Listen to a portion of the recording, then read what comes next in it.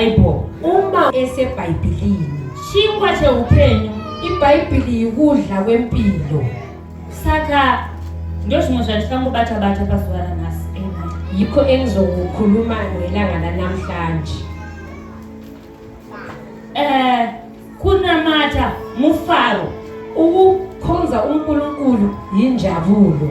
Awudi kugara wakasungikana iwe wakagamuchira Jesu. Awufuni kuhlala ungani ubophekile wena uyamukele uJesu Kristu. Nokuti kana wagamuchira Jesu hati zvakare zvapfuura. Ngoba uma usumamukele uJesu Kristu, iBhayibheli lithi okwakudala sokwadlula konke sokukutsha. Zvese zvinenge zvave zvitsva. Konke sokukutsha. Kureva kuti pakutaura kwandinoita kusho ukuthi ekukhulumeni kwami kana ndichitsura mwana uma ngikhuza umntwana, before I understand zvatakadzidziswa izvi, ngingakazwisisi esakufundiswayo character, kushanda character, i-character yami, indlela engiziphatha ngayo. Ndaiwanzo kuti kana ndakutaura nemwana ngangithi uma ngikhuluma nomntwana, ukuita sei wewe? What are you doing? Wenzani wena?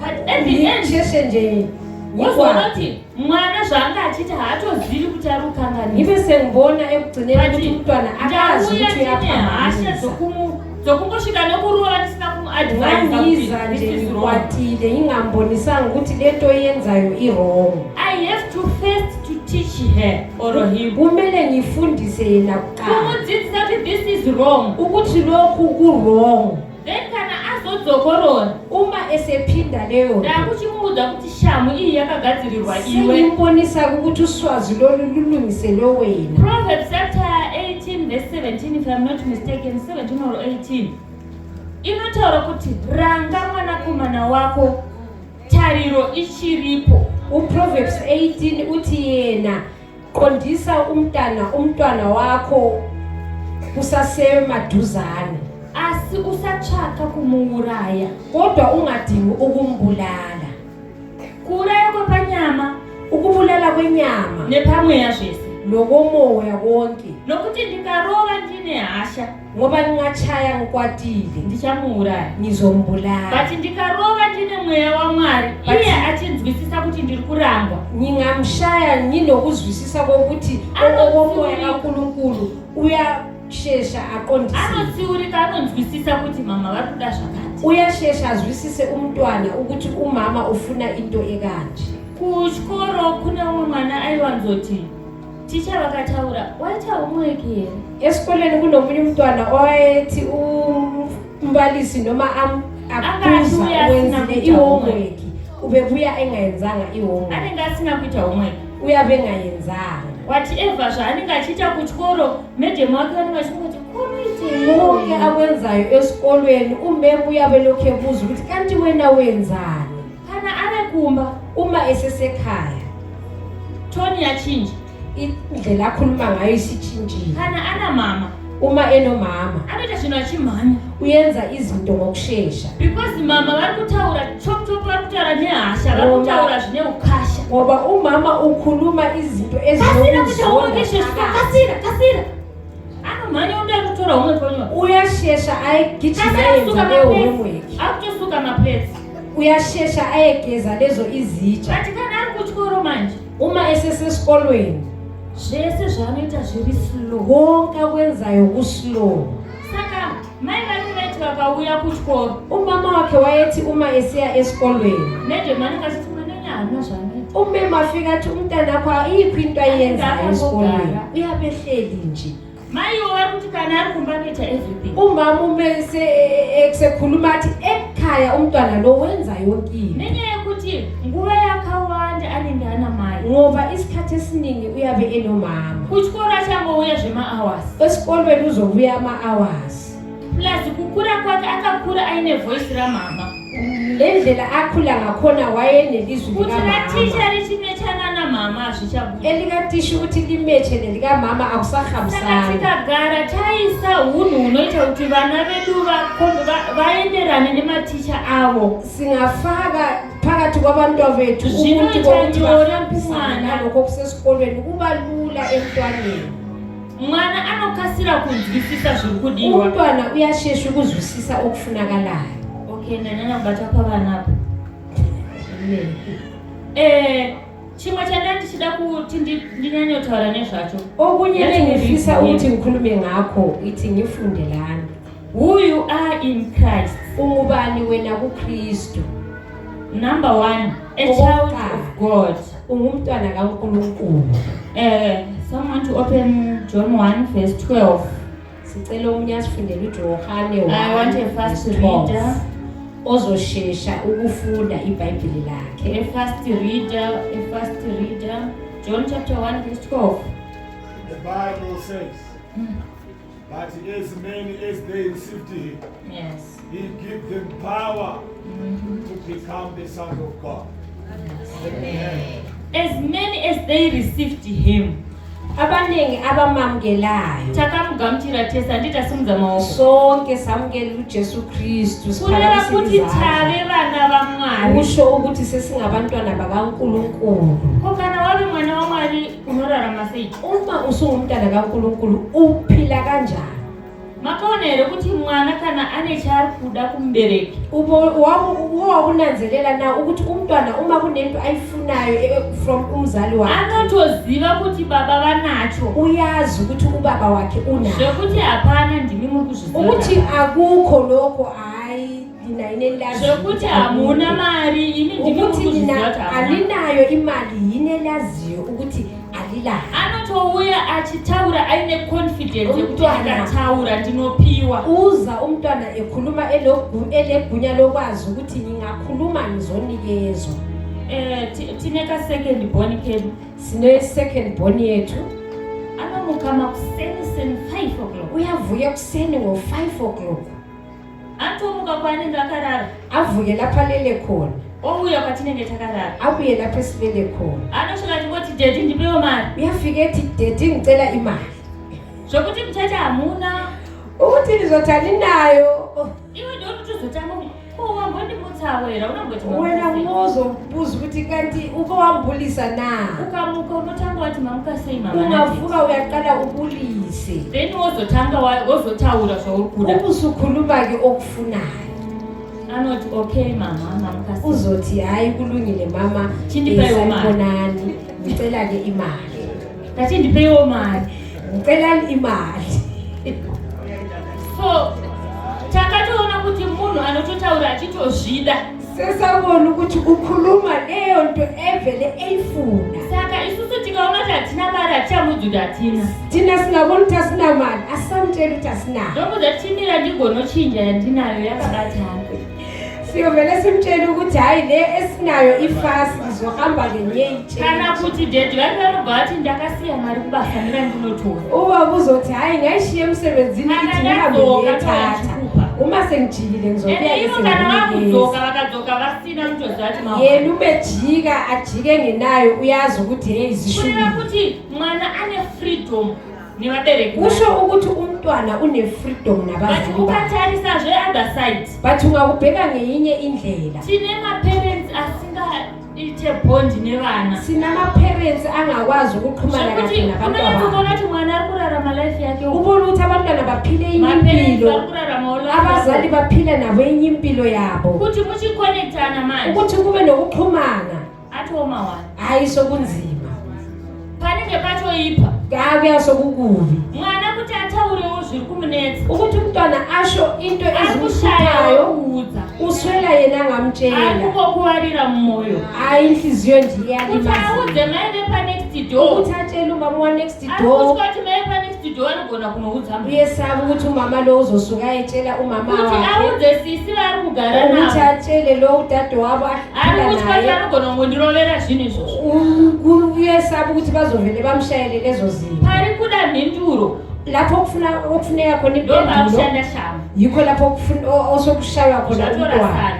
Hayi akusahambisana. Akusena kuzwana kahle. Saka semunhu semwana waMwari akagamuchira Jesu. Njengomntwana kaNkulunkulu owamukela uJesu Kristu. That's why ndathi kana ugamuchira Jesu Yikho ngithi uma usuyamkele uJesu anenge Kristu akugara mumoyo uhlala enhlizweni yakho even usina ucommunicate nemwana wakho noma ungakhulumanga nomntana mumoyo wakho makho umunokuudza kuti mwana wangu ane zvikunetsa enhlizweni yakho kuyavele kukutshela ukuthi then wotsvaga way yekuti umntana ndotaura naye sei uzudinga-ke indlela yokuthi ungakhuluma naye kanjani zvatiri kuchema nazvo kuti peer pressure into esikhala ngazo sithi peer pressure yabantwana achiperi kuna Jesu uyaphela yini engapheliyo kuJesu pane Kristu here patakamboverenga nhoroondo mubhaibheri mune kunzi mwari kunalapho wakakutukana esake pane izvi sazwa khona kuthiwe uNkulunkulu wehluleka yini elizweni peer lakhe pressure is a small thing i-peer pressure yinto encane inopera iyaphela inongoda munhu anogona kuihandla ifuna umuntu okwazi nje ukuyiphatha kahle nje ukamuda mwana wako ungamthanda umntanakho anove free kutaura nezviri kumunetsa uyakhululeka ukuthi asho ukuthi yini kana achinge engamphathi ataura kahle. Esekhulumile iwe hauchaiti hasha wena akafonanera awusakwadi ukuthi manje ubuthulelele mukatarisa isusuwo vanhu vakuru tine zvinotinetsa ungabheka thina abantu abadala zikhona izinto nathi ezisihluphayo tikashayawo kwekuzvidururira ngingaswela lapho engizokhuluma I end up naye having bitterness ngiyathola ukuthi senginobubi nepasikani phakathi kurowa mwana ndakungorowa mwana nalapho ungafuni ukuthi ngishaye nenyaya umntwana yekuti mumusoro sengimshaya makazara bitterness ngoba ekhanda lapha kugcwele ububi mumusoro mune zvakazara ekhanda kugcwele izinto okungamelanga zihlale khona My husband used to say ungami ubethi yena handifaniri kutakura zvinhu zvisingafaniri kutakurwa nemunhu akumelanga ngithwale izinto only okungamelanga pregnant zithwalwe ndo ngumuntu. yakanzi munhu mukadzi into umuntu ngatakure okumele ayithwale but zvimwe zvese izvizvi handitenderwi kuzvitakura konke lokhu ativumelelanga ukuthi sikuthwale ndanetsana namama vangu ava sengihluphane nomama ngapha handina kutaura kuti mandikanganisa andizange ngimtsheli ukuthi hayi Ndatonyarara. kahle ngathula ndauya kuna mama apostol masimbi ngabuya kumama u-apostle Masimbi hatina kuwirirana asizwananga kahle ndanyarara ngathula ndauya kuna mama vangu ava ngabuya kumama ngapha tanetsana sahluphana handina futhi kutaura angikhulumanga ama issues ngathula manganaro 3 patinenge ndakatizipa lapho ndakanyarara ngithule khona ndiri kufunga zvandakaitwa neavo lokho ngicabanga ukuthi lo ndofunga wanyenza zvandakaitwa neavo ngicabanga ukuthi lo ndofunga wanyenza zvandakaitwa neavo ngicabanga ukuthi lo wanyenza endi ndakuti vakundijairira ekugcineni sengithi uyabona laba bantu bayangijayelela kundijairira laba bantu bayangijwayela lapha vari kundiona ndakanyarara bangibona ngithule vari funga kuti handigontaura bathi wo mina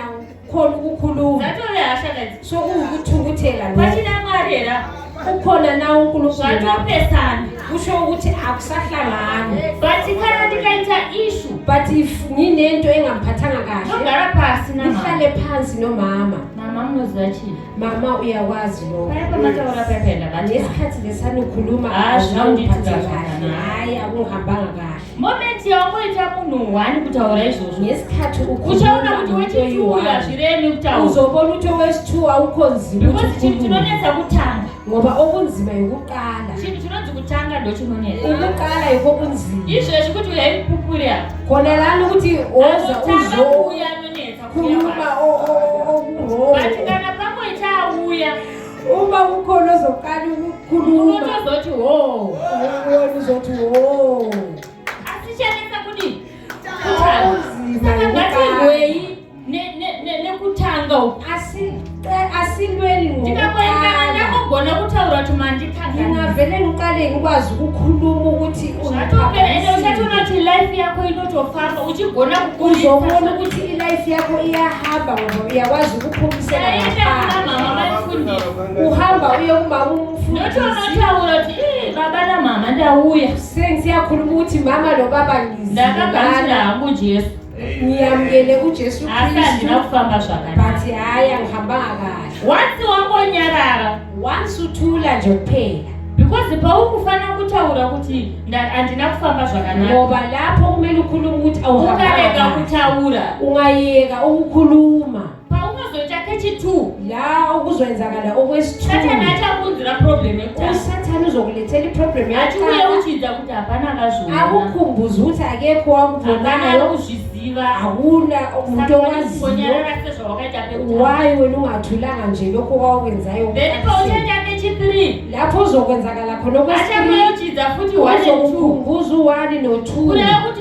moyo wako watooma ukuthi wena inhliziyo yakho paisho kunebhaibheli payapaya moyo yakasindimara lapho kokushiwo ngebhayibhili ukuthi inhliziyo lezi aina ezingasokwa kutotanga yakasindimara aziqalanga zingasokwana yakatotanga iri moyo yakanaka kwaqala kuzinhliziyo ezinhle asi satani kodwa usathane akaita kuti pandakakanganisa wayenza ukuthi lapho ndisataure kuti ndakanganisa ngathula ngangakhuluma ukuthi lana zvakuberekana zvishiwani konke sokusanda emuntwini oyedwa hanzi kana ukadzingwa dhimoni bathi idimoni lingaxoshwa rikabuda lingaphuma rinodzoka liyajinga richicheka kuti is it true lizocheka ukuthi kuti lapho munhu khona akatiramba zveshuwa umuntu lo wanyala okwamampela anodzoka lapho lijika khona akangowana kasipesi chero kadikidiki ukuthi lithole nje okuyisipesinyana nje satani apererwe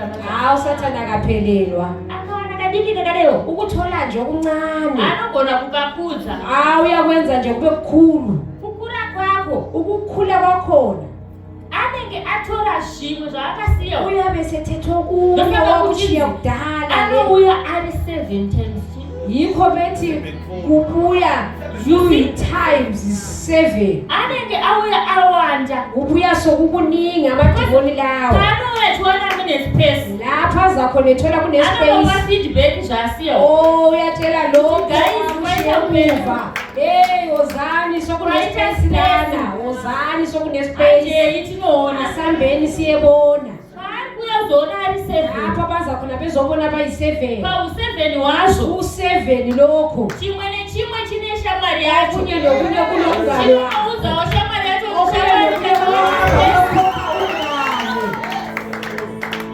shamwari dzake dzaudza abangane labo bakhokhiweyo yabo banabangane munhu anowirirana namama umuntu ozwana nomama ane vake vanowirirana navo nabo abakhe naye azwana iye nabo yane wakewo nalabo banabozwana lokho kusika kuningi saka kana kusikanjalo kuita mukana pana mama so uma sokune into mama evulekile vanoti shamwari vaita space hande umama lo uzothi sokunespace lapha lapho way yekunotaura kuti tinorodai ayokukhulumisa ukuthi sizofika senze kanje kamuchire okuzoyenza ukuthi umama nathi asamukele mama ndauya une shamwari yangu mama nami sengibuye nomngane wami ari kutaura ibest friend yangu okhulumayo umngane oseduze kamama ndaona kuti panenge pari kuda niti sengibonile ukuthi la tati tikubatsirei kunokunye paizvi okufunakalayo sithi nekuti sikusize mama kulokho vari kuzvida ngoba umama ekufuna vanobva vati maita basa uzothi hayi ngiyabonga hapana vamwe vamunoziva akuna yini abanye baziyo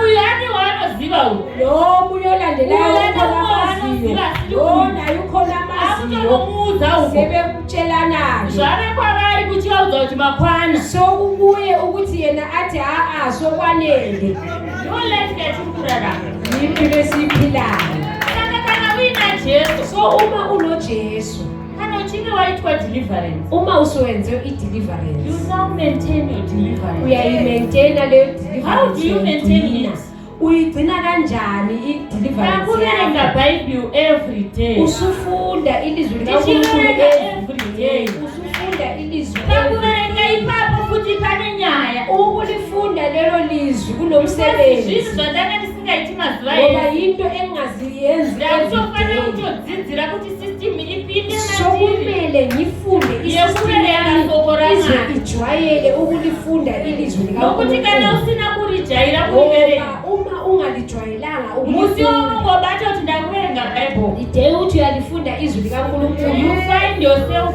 rest uyathoka nje hayi usuphethwe nje ende ubuthongo unoresta zvakanaka awulale nje uzukhohlwe zvinonakidza zvokuti kana kumuka unozova chidenda uzukhohlwe uzuze lokuthi kuvuka ayi ngani kuba nzima satani ari kuitira kuti usatombofunga kuti wangochiverenga usathane wenzela ukuthi ungakhumbuli ukuthi uke wafunda nje izwi likaNkulunkulu uzokhumbula asokudala ukuthi Nathi siverenga iBhayibhili. bengifunda iBhayibhili saka nyama yedu inotoda kurovedzwa iyi. inyama le kumele siyicrucify. Haisinyore kurovedza nyama. Akusikho lula ukuthi Asi le kana nyama wakagamuchira Jesu siyifundise. manje, But uma usuyamukele Jesu uJesu Kristu, anokubatsira, anokusimbisa. uJesu Kristu uyakusiza akunikeze amandla. Zvichienderana nechidokwa chako. Kusiya ngokuthi wena ufuna Madiro aunoita kuti ndoda kubereka soko raMwari. wena ulilangazelela kanganani ilizwi Ndo likaNkulunkulu. masimbisirwo unoitwa naMwari kuribereka. uNkulunkulu akuqinisa ngakhona ukuthi ulifunde. Ndakati rimwe zuva, Ngathi ngelinye ilanga, ndikati ndoda kuverenga Genesis. ngathi ngifuna ukufunda uGenesis. Ndakatanga kuverenga chapter 1. Ngaqala ukufunda uchapter 1. Chapter 1 yacho ndasangana nepainzi Mwari akasika nyika. Ati first verse 1 inoti Ngathola ukuthi kuchapter 1 kaGenesis uNkulunkulu uthi wadala akati izulu nyika nomhlaba. ngaimerese miti. Wathi umhlaba awenze Ikamera. izihlahla Verse 2 ezithume. akati mvura ngaiparadzane. Amanzi awehlukane. Ndakatanga kuzona ndosvika kuenda. Ngathola ukuthi la nezofika Ndichiverenga ipapo verse 1 and 2 ngifunda uverse 1 no 2. ndakabva ndatarisa kuti iri kugumira kuchapter. ngabheka ukuthi le iyogcina ngoverse 5. Kwakutoona kutoti Ngabona ukuthi ndona ndopedza lapha izoqeda khona. chapter 1 Chapter 1 231. 231.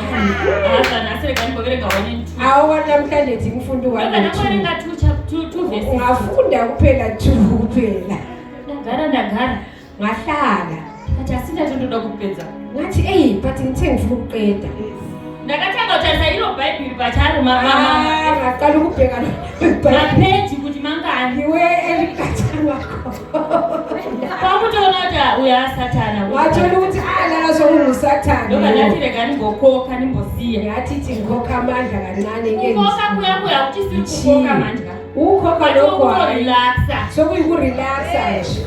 Kusvika one day ndatoti uyu ndisatana kuti Wafika ilanga elilodwa lapha Ndakaboleka usathane two verses ndicheti. ngafunda 2 Ndichita verses kupedza kuphela. Bhayibheli. Ngifuna ukuqeda iBhayibheli. Ndikati nhasi satani ndikuriverenga. Ngathi namhlanje Sathane ngizolifunda. Chapter 1 ine mavhesi mashoma. Uchapter 1 lo namavesi Ine amalushwana. 31 chete. 31 kuphela. Aitomborina kana 1000. Ngathi ayina 1000. Ndobva ndafamba naro. Ahamba nalo. Ndigoriverenga. Alifunda ilizwi. Ndigoti chapter 2. Ngathi chapter 2. Ndigofamba nayo. Ndikati chapter 3. Ndigofamba nayo. Ndikati yes ndaenda. Yes, ayisengihambe. Ende ndakariverenga. Ende ngalifunda. Genesis ndikatompedza. Genesis ngamqeda. Ndikatoona kuti satani haadi kujaidzwa. Ngabona ukuthi uSathane akafuni ukuthi simjwayeze. Paya patinoti kumunhu uri kundijairira. Lapho sithi khona emuntwini uyamjwayela. Pastatement ikako ndikangokaudza Yes, satani kuti statement unondijairira. Sathane ukuthi uyamjwayela wena. Saka tokaditirikana naMwari manje. Ukhuluma iqiniso singabantwana bakaNkulunkulu. Andingapusiswe nasatani wandisikuona. Sathane anyenza isithutha. Ndopusiswa nemunhu wandiri kuona. Ngiyenze Wekuti isithutha tinogona tiri two. umuntu engikhona ukuthi singabuyisana siyi2 ngenza isithutha nguSathane engamboni. Kana Hayi ngisho ndave akwenzeki. mwana waMwari. Uma sengumntwana Ndave kaNkulunkulu nesimba pamusoro pezvo. senginamandla phezu kwakho konke. Ndave nesimba pamusoro peurwere chaiyo. Senginamandla phezu Ndine simba rekutaura kuti satani ndiri mwana waMwari. Ninamandla okutshela ukuthi ngumntana Urwere kaNkulunkulu. hwakabva kwauri uhu. Wena kugula Mwari wasuka kuwe wena pakandisika Sathane. anapandisika ndichirwara. uNkulunkulu akangidalanga ngigula. Hati zvinonzi kana mwana azvarwa anobuda akagumba kutira kudai. Umntwana umezalwa bathi uzalwa efumbethe. Haadzani akagamuchira mablessings. Bathi khona ayabe ekuphethe kungama-blessings Saka wakhe. nokuti ndakura mablessings andisini. Ngoba sengikhulile angisenawo ama-blessings. Ndinotokura nawo mablessings. Ngikhula nginawo lawo ma-blessings. Saka ndinofanira kutonzwisisa kuti kana ndagamuchira Jesu Sokumele ngizwisise ukuthi uma sengiyamukele uJesu Kristu ndave mwana waMwari. sengiwumntana kaNkulunkulu. Ndandakarenga kuti I'm a child of God. I'm a child of God. Number 2. uNkulunkulu. Number 2. Born again of the word of God. Ngizelwe ngabusha ngelizwi likaNkulunkulu. Kuzvarwa pasi pashoko raMwari Uzalwa zvadandichataura. kabusha ezwini likaNkulunkulu. Number 3. Number 3. Forgiven and washed in the blood of Izono Jesus. zami Ndaregererwa zvivi zvangu. Jesu. Izono zami zithethelelwe. Hanzi kunyange zvakatsvuka seropa. Ilizwi lithi noma zibomvu njengegazi. Imi chakatsvuka seropa. Kapeti kuzoona waiwacha kuita white iyi ka. Pane nyaya. Amen. But Jesu Kapeti leo zvivi zvako zvakaita semucheka mutsvuku. noma izono zakho Anozvichenesa sedati white cloth iyi. uzenza zibe mhlophe Inocheka kuita njengamava. pure. Iyoba pure ube mhlophe Satani ndiye njengamava. anozondiparidza kuti inema. Usatani nguyo yena ozoletha intshumayelo yokuthi ngamanga. Satani anenge ane hwake umambo hwaari kuda kuti huve nevanhu Usathane vakawanda. unombuso wakhe naye afuna ukuthi ube Saka nabantu anouya abaningi. achirwisa Uza nayo ezolwisa kuti usambofunga kuti zvataurwa ukuthi wena ungakholi ukuthi lokho okukhulunyiwe ungefezeka. munhu akati uya ndikunamatire upore Umuntu angathi iza ngikukhulekele aningapfuma upholiswe. kanouya mukati umu Kunengqondo eza kuwe hakana kumbokura okuncane nje. kavoisi kadikidiki Okuyilizwi nje okuncane nje. angoti Ukuthi kuti kudaro ukuthi kambe kungenzeka ndingarwadzirwa ndiri kuitwa ngizwa ngakhona ubuhlungu. uduza kuti kungondinamatira pasina mvura Unjani ukuthi uvele nje umbekisa Ndinotophola. ngizele ngizophola. munhu mutema Umuntu omnyama akajaira kudya zvinovava ujwayele ukudla into ezibabayo kuti anzwe kuti akurapiwa. ukuthi azi ukuthi hayi lana sengiyalashwa. Uona ukaenda kuchipatara That's why ubona uma usiya esibhedlela kana usina kubayiwa hautendi kuti uma bangakuhlabani injection hayi awukhona watopiwawo ma-injection pills ufuna amaphilisi ama-injection zvisiri zvokubaya nyama ongazi ukuhlaba inyama asi chimwenda unomwa unopora. uhamba nje uyeliphuza kayi-1 Hautotendi ngcono hautonzwi kuti ndarapiwa. hayi awukhoni ukuthi hayi. Manesi pamwe pacho vakationa toti munhu kuti achiona kuti abaya Kwezinye isikhathi amanesi abona nawo kasirinji kaya kari izi kushandisa ukuthi hayi le injection ndokunokuvatora iyokusebenzisa isikaisa mvura ngiyathatha nje ngifaka amanzi ukatokubaya ngikuhlabe nje ukatotenda kuti ndarapiwa wena ukhona ukuthi hayi sengiright. nemvura ukachitaka Amanzi nje okumele nje uziphuzele wona unoti nyama ikurwadziwa ukuthi nje inyama ibe buhlungu kuti utende kuti warapiwa. ukuthi ukhona ukuthi hayi Zvinovava ndosaka makagadzirirwa mapirisi abantu sijwayele ukuba bayikho basifundisela nokuti amaphilisi munotenda ababayo. kuti munorapika Ngoba nezvinovava. siyakholwa ukuthi okubaba yikho kulapha umuntu.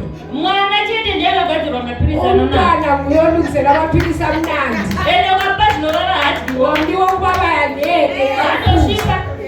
iyashesha nje akukhafule. Saka pamwe pacho neshoko raMwari rinoda kumbovava Izwi likaNkulunkulu kwesinye isikhathi kumele kuti uzwe kuti zveshuwa ndiri kuparidzwa ukuthi uzwe ukuthi kuyashunyayela. ikozivaitwa shoko rekubhagadzirwa kudai Unganji ilizwi lokuthi Awuna nje momenta. bakuncenga nje Awukhule.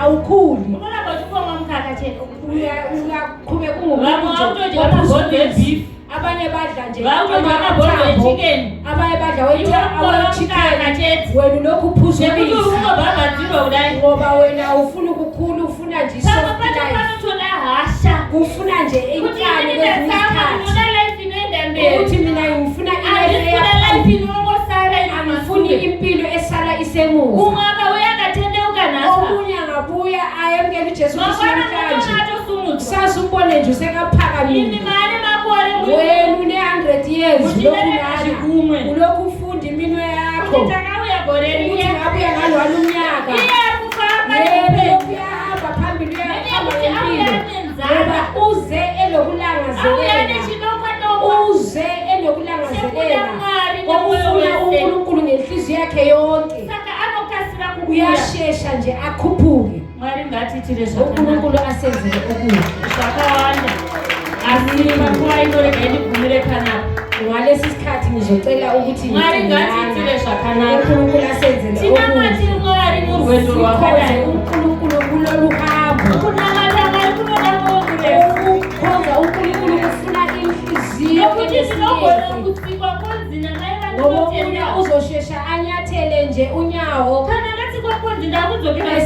senginathelile sengibuyela yini emuva iwe kana uchifamba ukakumbuka wakadoko uhamba ungaqhubeka ulokhulele lapho aunatamukina mbotonere ususithi wena usavuka ngawa uyashesha uvuka wotokontinya nerwendo rwako qhubeka uye phambili ngohambo ukana iwe nemvura unganethwa imvula ati unotanga umbrella uyadinga i-umbrella wakufura mberi nerwendo uhambo uqhubeka phambili ngohambo hayi uJesu Kristu kumele kuhlukane umuntu unehlukile asatiswa na Satan